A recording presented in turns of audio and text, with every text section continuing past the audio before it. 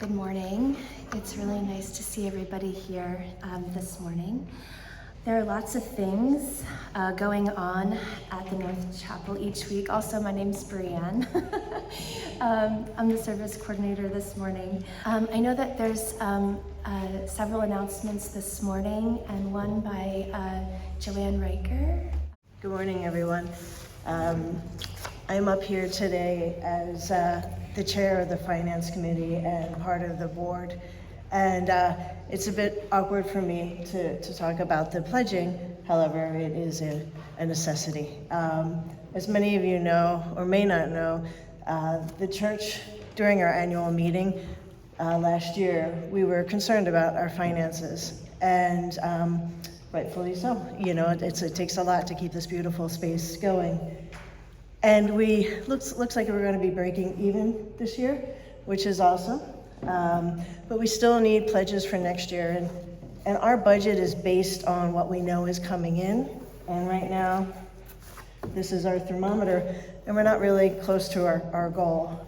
And I know when I was thinking about what I could pledge,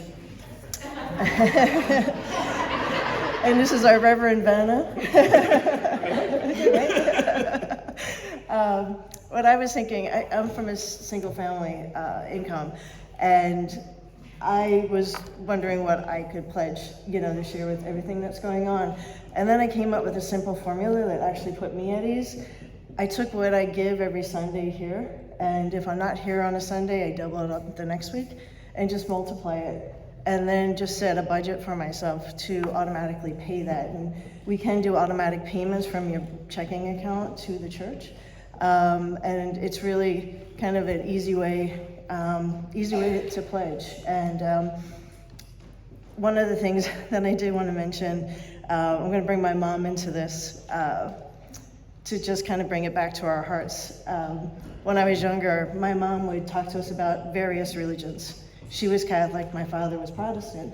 And my dad volunteered a lot of his time as an electrician to make sure that the grade school, was up to code, and all the electricity was done by him. He also did the rectory and the parsonage, and that was his way. He had 4 kids and he couldn't afford to donate financially, but he donated his services. So that's another huge thing. We've had some people that are like, you know what, I can do things around the grounds that will help save us from having to hire someone in. So even if it's a mixture of that, everything that you can give, we truly appreciate. There's a lot that goes into running this beautiful space. There is an envelope on the pews, and it's an easy way just to make your pledge, and you can drop this in the donation box, or it is self-addressed and you can mail it back. Mary, is there anything I missed? Nice. Got Mary's approval. So, and the reason I brought my mom up about knowing different religions and all that, the one thing she asked me when I was talking to her about it when I was younger, I asked her why she went to church, and she told me it's a time for myself. It's an hour whether or not I listen to what's being said up at the altar, because she went to a Catholic church, because it was time for me to sit with God, because it was just time for me not to be around for children, just little self-care. And she loved us or still loves us dearly. But it was self-care, it was connection. I know when I came to church, I felt very disconnected. I felt very alone. And coming here with the community that we have is spectacular. So, but we do need help financially. So there you go. Thanks very much. Hi, thanks. I'll be quick. I'm David Fryman. You may not be aware that we've started a program for parents to discuss what it is to be their child's primary sex educator. And we're now on our 2nd session, and there's more sessions to come if you're interested in. We're starting today on our 2nd mandatory session as soon as the service is over. And just want everyone to be aware of that this is going on. Hopefully that we'll be able to start a sex ed program for the kids next year. Thank you. Good morning, everybody. A week ago Friday, we had a pasta party here. Leon made the pasta and salad, and about 22 people showed up, which was wonderful, from all walks of life and not all from North Chapel. So we decided to continue it We had the Wednesday night pizza parties. We're gonna have Wednesday night pasta parties every week until, I guess, Change the Little Kids start their dinners in the spring. So please come. It's open to everyone. Bring your friends and join us. Look forward to seeing you. Oh, I'm sorry, at 5:15 we start, is that right? It'll be early, and sit in a big circle around a couple of tables pushed together, and just to have time to talk to each other and be in community. Thanks. This isn't ready to unfold yet, but I hope it's okay to say that there's a program that's about peace in the Middle East, a calling of attention and an honoring and a tribute, a vigil, holding space for that which is unfolding in Gaza. So be on the lookout. It's coming up in December. So after Thanksgiving, it's coming up in December. Is it the 15th, Natalie? December the 15th. So there'll be more publication, but I just wanted to give you a sort of save the date for December 15, and there'll be more on that to follow. Okay. I just wanted to share a few opening words, and one of them was just to share how grateful I am to be a member of North Chapel. And I've been thinking a lot about the kinds of stories that we tell and telling stories. And today is my mom's birthday. Yay, happy birthday, Mom. And I just wanted to share a quick story about the way that my mom and I came to North Chapel, which was around 6 years ago. And at the time she was living here in Woodstock and I was living with her with my young daughter. And we would come together, and my daughter at the time was around maybe like 2.5, and maybe even a little younger. And I was always very, very worried about coming here because I too really loved this place, and I also loved the time that I had for myself, kind of selfishly, to listen and to pause and to take care of myself. And Valerie at the time was one of the teachers downstairs who would be with the kids, and my daughter would go down there, and sometimes she would, jump in and play, but it took her a while to become comfortable. But so she would sit with me sometimes, in the pews, and sometimes for the whole service. And one of the other mom's daughters, her same age, the two of them over the years would kind of like make a lot of noise and a lot of fidgeting. We'd bring crayons and we'd bring coloring books, and sometimes that would work, but then sometimes it wasn't. And I'll never forget Wayne Thompson, and I know his celebration of life today was sitting behind us one morning, and my daughter was like really fidgeting, and she was trying to make this puppy, but she was having fun at first, but then it took a wrong turn, and I'm just really trying to enjoy the service. And Wayne kind of took up one of the little pencils behind there, and he got a piece of paper, and he drew this like magnificent dog that looked like a cartoon, and it was awesome, and her face lit up, and everybody was always so kind, and it's those little moments that I really treasure, and I can remember that exact moment. I can't remember a lot of other things, but I remember that morning with Wayne. We were telling a lot of stories in the last, few months in our home with the election, and being 8 years old, my daughter would often feel compelled, or I think she was just trying to push me to see how I would react. So I'm going to be supporting Donald Trump. And I was like, oh, really? Well, I'm thinking about Harris.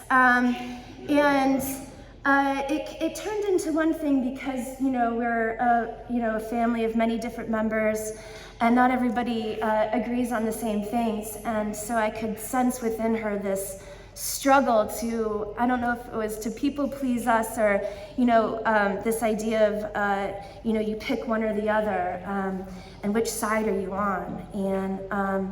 And instead we were able, with my discussions with her, talking to people here, I was able to instead ask her about what kinds of stories we're telling about the different persons who are running to be president. How can we talk about about that process instead of having to choose one or the other. And I found myself last week here really in shock and not having, I wasn't able to cry until about a week after the election results because I was writing a card for my mom's birthday so she would get it in time for today. And I thought about her and really the work that she had done and how disappointed she was. And I felt a lot of grief over when she said to me that I don't feel like in my lifetime I'm going to be able to see a woman be president of the United States. And so when I was writing that card for her, I was thinking about our journey together here. And that's when I started crying. And I was thinking about Reverend Leon's message last week about hope, and that hope lingers here, even under and behind our tears. And to wrap it up, sorry, I'm talking a lot, but I just wanted to really quickly share on a note, because I know that emotions and grief has stages, and my daughter is playing this song in chorus right now, and it's by Sabrina Carpenter, and it's called, I think it's like Take on the World. And she's been playing it a lot and dancing in our living room. And when she was playing and dancing with it, and I wasn't feeling like, after this long grieving process, I didn't feel like I wanted to take on the world. And at the same time, I felt hopeful by her just love and enthusiasm and joy in life. And I know that there was a dance last night too at North Chapel, which I heard was a lot of fun with dancing. But here, at least at North Chapel, I know that I can come together with people, and I might not feel like I have to take on the world alone, but at least I can have a place for me and my family where I feel like it's an experiment of coming together and learning how to be grounded, find joy in these moments, and create something new. This morning on the way here, I was listening to Ani DeFranco's song, Building and Bridges, where she talks about the ways that they're designed to bend because they can't withstand the wind. And there's something about being flexible and being able to bend and see things differently that gives me hope and inspiration a lot of the time. So I'm really grateful to be here, and we will have a meditation and prayer.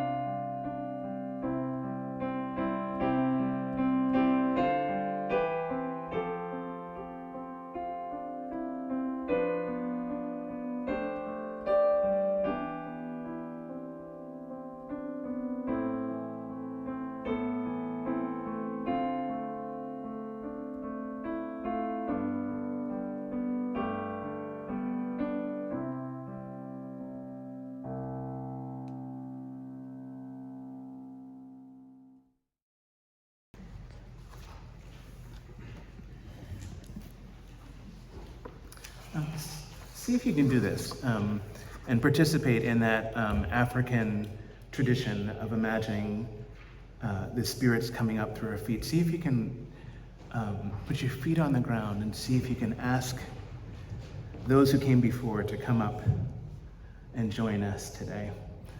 Those who inspired great things, those who inspired people like Michelangelo and Da Vinci and Vincent van Gogh. Years ago, when I was still in seminary, there was a movie that came out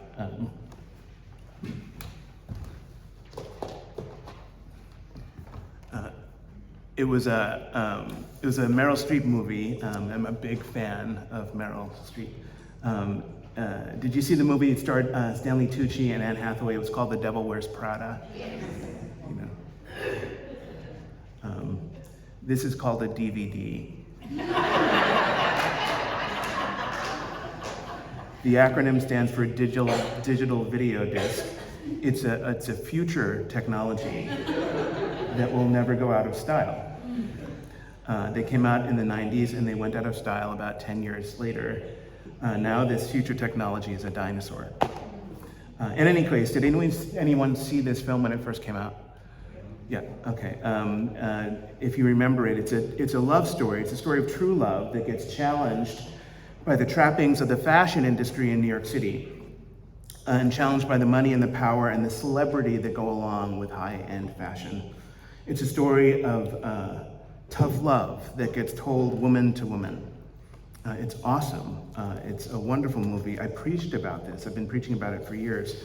The best line is delivered by a character named Nigel, played by Stanley Tucci. Nigel is a devotee. He's totally committed to fashion, but he doesn't get the attention that he deserves. He keeps getting passed over for promotions. He's got a ton of talent, but he isn't cutthroat about it.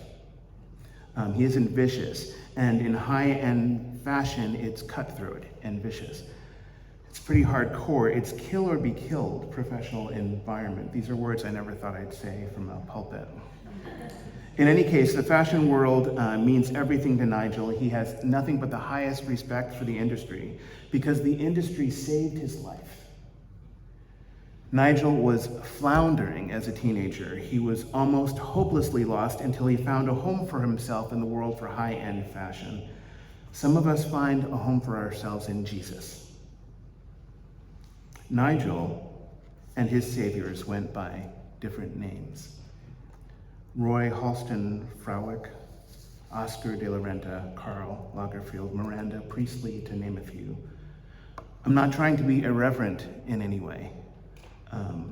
I do not make light of the holy. I do not choose to do that, but when the weight of the world is bearing down on us, and in Nigel's case, when the weight of the homophobic world was bearing down on him, what gets us back to the garden without hurting ourselves and without hurting one another?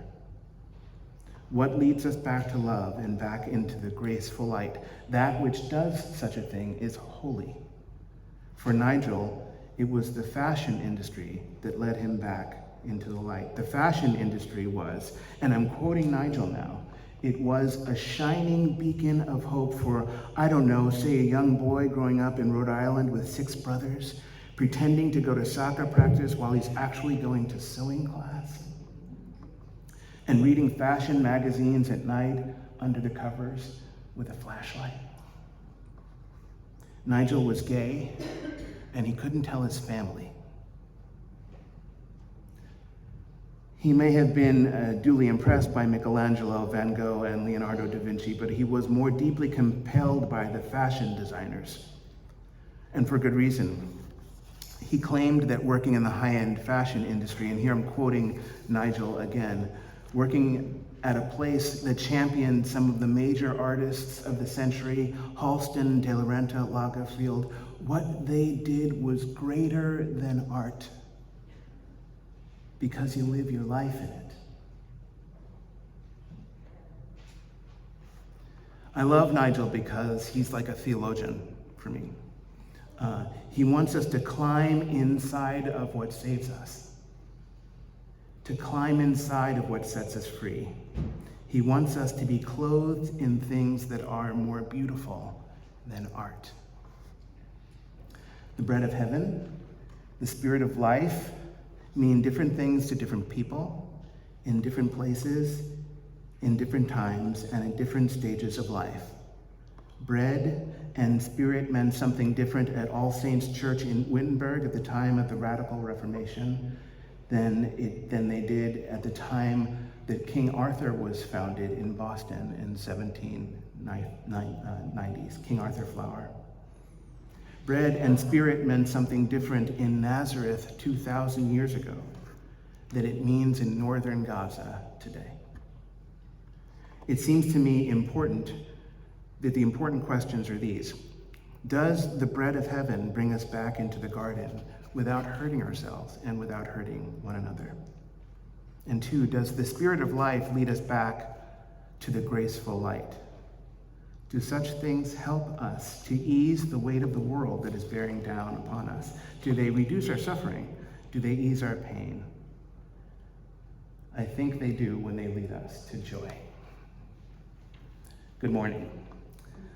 Good morning and good Sunday. I hope that this new day finds you well. Welcome, everyone. All souls are welcome to find a home in this house. Welcome to the dreamers and the seekers of spirit. Welcome to the wanderers and to the worshipers. Keep wide the brave arms of spirit and keep open this good heart, open to the hopeful and the broken-hearted ones among us, blissfully imperfect just like you and just like me. Blessed and beloved beneath the stars above, given in care and compassion for one another so level deep. In good times and in tempest, in conflict and in consensus, we are held, whole, and honored by a love that knows no bounds. It's good to see everyone today. It's good to see you all here. I'm glad that we are gathering together. Today is Sunday, November the 17th, and the title of this morning's reflection is Heartland, Vermont. It's about having courage enough to find and keep our balance in challenging times. It's so hard to keep this faith, this radical belief that there is something that holds us all together. Amidst the rancor and the bitter partisanship, it's so hard amid the insults and the ritual degradations that is our media environment, that is our political discourse, but that is most certainly not the truth of who we are, not the truth of who we might become someday, not the truth for the Trump hat wearing, gun-toting hunter that we find along the road. It's so tempting to judge those who are different from us, those who look a little different, or those who think differently, or those who speak differently, or those who voted differently. It is so easy to forget about who we really are. It's so hard to remember sometimes. It's important to remember. There was this show on cable TV. It was called The Newsroom. It began with a memorable opening passage. It was stunning. The main character was a news anchor, a broadcast journalist named Will McAvoy. He's a critical thinking Republican who deliberately withdrew from partisan discourse. He sits on a stage at Northwestern University as a part of a panel discussion for the School of Journalism. It's J School, by the way, at Northwestern. It's very highly regarded. It honors the tradition of a great journalist named Edward R. Murrow. So it was a big event. This discussion was being led by a well-meaning professor who was trying to inspire conversation. He wanted to captivate the minds of the hundreds of students in the audience. So he asked the professor, the professor asked a series of questions, baiting the hook and trying to catch the fish. He wanted to push his guests to say fresh and meaningful things. He pushed his guest on the Democratic left, who fiercely held the party line, and he pushed his guest on the Republican right, who fiercely held the party line, and he pushed his guest in the center, who fiercely defended his choice to think freely and speak for himself. Now, this professor wasn't strong enough to wear down his guests. The partisan guests came well prepared, but Will McAvoy in the center grew bored and tired of it all, tired of all the talking points. The talking points from the left and the talking points from the right, and even the talking points from the center, if you can imagine such a thing. He gave in to his feelings when a student, a young woman, a blonde woman, asked what she hoped would be a hopeful question to the panel. She said, "Hi, my name is Jenny. I'm a sophomore, and this question is for all three of you. Can you tell me why America is the greatest country in the world?" It was not a simple question. It was a great question, actually. It was a great question because it canvassed the pretenses of everyone on the stage. So the pundit on the left answered the question by saying diversity and opportunity.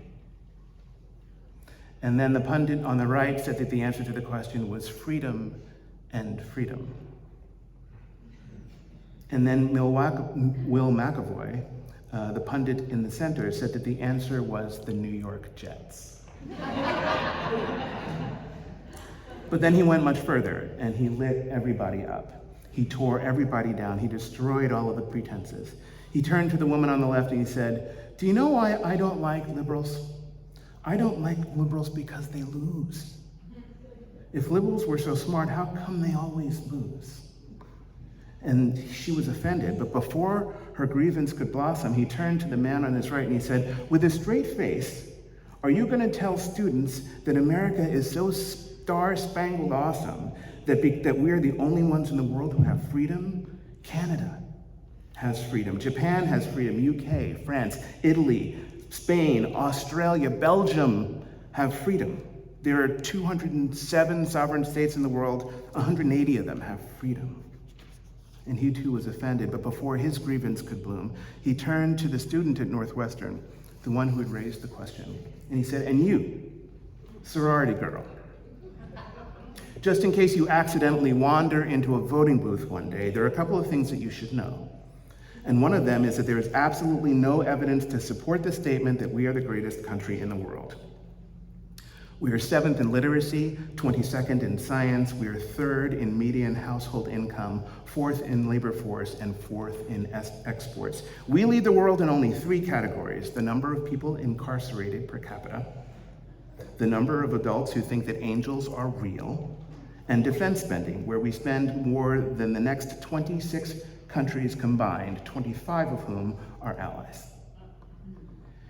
He was going after her with too much passion. If it weren't a play, if it was real, he would have been being abusive. But it was a play, it's a TV show. None of the people that we've been talking about are real, they don't exist. Save in our minds, save in our imaginations. "None of this is your fault," Will McAvoy reassured the college student, but his passion continued on. He doesn't relent until he remembers the beauty of this country, the country that we live our lives within. It was hard for him to answer the question, why America is the greatest country in the world. For him, it didn't seem true anymore. Only then did he allow his heart to break in front of everyone. With a healthy mix of brokenness and sorrow, he said this: "We sure used to be the greatest country in the world. We stood up for what was right, we fought for moral reasons, we passed laws and we struck down laws for moral reasons. We waged wars on poverty, not on poor people. We sacrificed, we cared about our neighbors, we put our money where our mouths were, and we never beat our chest. We built great things, made ungodly technological advances, explored the universe, cured diseases, and cultivated the world's greatest artist and the world's greatest economy. We aspired for intelligence, we didn't belittle it, it didn't make us feel inferior, and we didn't identify ourselves by who we voted for in the last election, and we didn't scare so easily." And it's true, in earlier times, we didn't scare so easily, we scare so easily these days. Patty Cathcart says that we give up on love so easy, and every little thing seems to turn us away. We used to be so much more courageous. We have to be more courageous. We have to show more courage. Courage is a beautiful word. It's a beautiful history inside that word. It's a Middle English word that comes from the Old French. The French word cœur, meaning is at its root. It's a word, the word cœur means heart. Therefore, courage is in fact wholeheartedness. The title of this morning's reflection, Heartland, Vermont, Heart, H-E-A-R-T, Heartland. Joanne reminded me that Heartland, Vermont, is not spelled this way. I reassured her that I was not speaking about Heartland, the nearby neighboring town. Heartland that hosts our sister church, the First Universalist Society, where many friends reside. I reassured her that I was talking about that sense of wholeheartedness that resides within us all. That sense of courage that is connected to the earth beneath our feet, the earth from which we come and the earth to which we return. When my time comes around, lay the body in the cold, dark earth. No grave can hold my body down. Something within us survives. Last week, we laid Wayne Thompson down to rest. In the nearby town of Heartland, at the Heartland Village Cemetery on Station Road, just off Route 12, we laid him down to rest in Heartland, Vermont, H-A-R-T, Heartland. And we laid him down to rest in Heartland, Vermont, H-E-A-R-T, Heartland. We laid him to rest as a courageous and dignified, deeply wholehearted man. Wayne Thompson was a king. And we showered him with flowers, as he has showered us so many times and always, and as he will continue to do if we allow. And that kind of gentle flower beauty was his resting pulse. And gratefully is now our inheritance. He gives us this grace. And just like the students at Northwestern, he asks a hopeful question. How will we clothe in truth and beauty the moments that make up our lives? For these moments that we are living, the moments that make up our lives, these moments are greater than art because we live our lives in them. How will we clothe in truth and beauty the moments that make up our lives? How do we do this? Especially amid the political turbulence. How will we strike and keep our balance when it feels like the earth is shaking beneath our feet? How will we clothe in truth and beauty the moments that make up our lives? The Gospel of Matthew reminds us, consider the lilies of the field, how they grow. They neither toil nor spin, yet I tell you, not even Solomon in all of his glory was not clothed like one of these. But if God so clothes the lilies of the field that are alive today and tomorrow are thrown into the fire, will he not much more clothe you, O faithless ones?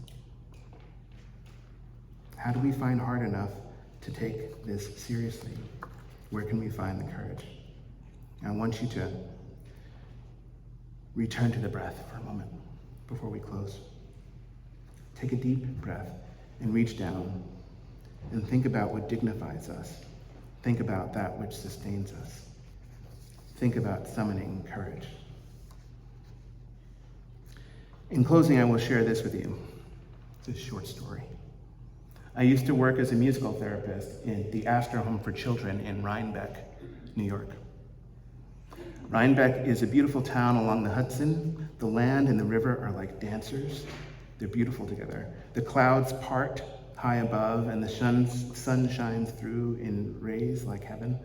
Entire schools of artists have tried to capture that beauty in that place. The very best among these artists, the very greatest, in my humble opinion, were the children that I worked with at the Astor Home for Children in Rhinebeck, New York. The Astor Home was a residential facility. Back then, they called these children who were placed there emotionally disturbed children. Thankfully, we don't use that language anymore. They had been placed there after having been removed by the courts of the state of New York because their parents or their guardians had been mistreating them. The level of trauma at the Astor Home was high, extremely high. High enough to break the noble heart. We had lots of different activities. We had a lot of musical adventures and misadventures. We often sang a closing song together, a song by Whitney Houston. The song was called The Greatest Love of All. When I think of what Nigel said in the movie about the importance of high fashion, about the importance of having a dream that sustains you, when I think about the bread of heaven and the spirit of life that gets us to the holy, I am reminded what it felt like to sing that song at the Astor Home with those kids in Rhinebeck, New York, with James and Turhan and America and Susan and Crystal. I miss them so much right now. Imagine a circle of kids between like 6 and 13 years of age, sitting in a circle and joining together to sing the lovely words. I can feel their spirit with me as I remember them right now.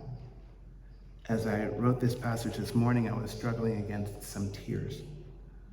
I hope that I can get through this without crying, but if I don't, please know that these tears are courageous tears and joyful ones for those beautiful kids, my kids. After all these years, I still love them so. Here's the song that we sing. I believe the children are the future. Teach them well and let them lead the way. Show them all the beauty they possess inside and give them a sense of pride to make it easier. Let the children's laughter remind us how it used to be. Everybody's searching for a hero. People need someone to look up to. I never found anyone who fulfills my needs. It was a lonely place to be. So I learned to depend on me. I decided long ago never to walk in anyone's shadows. If I fail, if I succeed, at least I'll live as I believe, no matter what they take from me. They can't take away my dignity. You could see them sometimes, holding themselves together at this part in the song, protecting themselves from the memory of that which had harmed them. And yet somehow they found the strength enough to sing, and so can we. No matter what they take from me, they can't take away my dignity, because the greatest love of all is happening to me. I found the greatest love of all inside of me. The greatest love is easy to achieve. Learning to love yourself is the greatest love of all. And if by chance that special place that you've been dreaming of leads you to a lonely place, find your strength in love. If those kids were wholehearted enough to sing that song those many years ago, certainly we are wholehearted enough to help to create a world that supports their beauty. Certainly we can nurture that which gets us back into the garden without hurting ourselves and without hurting one another. We can always nurture that which leads us back to love. We are always being shown that which is greater than art. And that greatness that we live in is right here and now, in body and in soul, mindfully and in deepest heart. We clothe in truth and beauty these moments that make up our lives. We honor the blessing that teaches us, come what may, that some mystery within us survives, thrives, and shines out to reveal the good way forward. May it be so.